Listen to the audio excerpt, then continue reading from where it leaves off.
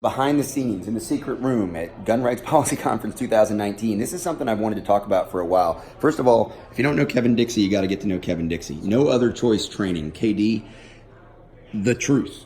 These guns, I think I posted some photos from SHOT Show talking about these guns when they were first released, but I don't know that anyone really has done enough work on talking about what the truth is and the story that goes along with the guns. So I just wanted to take a few minutes, Kevin, share the story. All right, so I've been shooting the original platform. This is the Remand HK, so now called the Truth, VP9s. But I've been shooting the platform for a lot of years. Decided I wanted my own gun, just a one-off, right? But then I said, you know what? There's an opportunity there. And I wanted to do something more. So a lot of what I do is civil rights education, historical education about how not only just gun control, but other things affect us presently. And we should be involved. So I said, well, what if I can take my love for firearms, the tangible object, the shooting of the object, and combine that with education in a way that's never been done before? What can I do to be impactful instead of just putting another quote unquote Gucci gun into the market?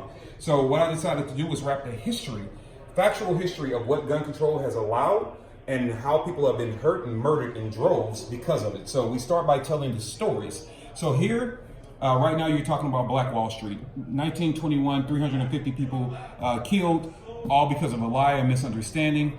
They didn't have adequate arms to defend themselves, thus this community was wiped off the face of the earth in less than 24 hours.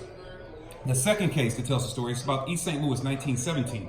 Due to some labor disputes, white mob descended on East St. Louis, clubbed, beat, burned, murdered, and shot people in the middle of the street. Law enforcement, when they tried to run, told them to turn around. They weren't allowed to cross the bridge into Missouri for safety. So those people were there to fend for themselves, couldn't have guns. Illinois is still having problems to this day. We get over here to the third case. This is telling a story about the Underground Railroad. Now, this one more people will know because they know iconic figures like Harriet Tubman. They know the story. But most people don't know that this particular story, the Underground Railroad, did not start as a way for slaves to escape. It started by a guy named Moses Dixon, who was from Ohio, came over to St. Louis, started a group. They were called the Knights of Liberty. They went from 12 to over 47,000.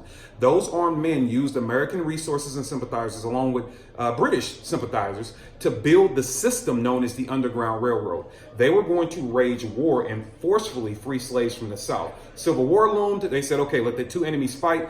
They fought and they repurposed it to help slaves escape. That's where you get conductors like Harriet Tubman. So we tell that story that it was an illegally armed militia that actually were the armed resistance of the Underground Railroad to keep those slave masters from coming back to get what they perceived to be their property and not free people. So the truth is telling those stories and giving you factual historical documentation about why you should understand and be involved in your right for protection and what is allowed when people forgot about that and what people have fought for. So gun control is alive for various reasons, and I welcome people to the truth. That is awesome. Thank you. Thank you.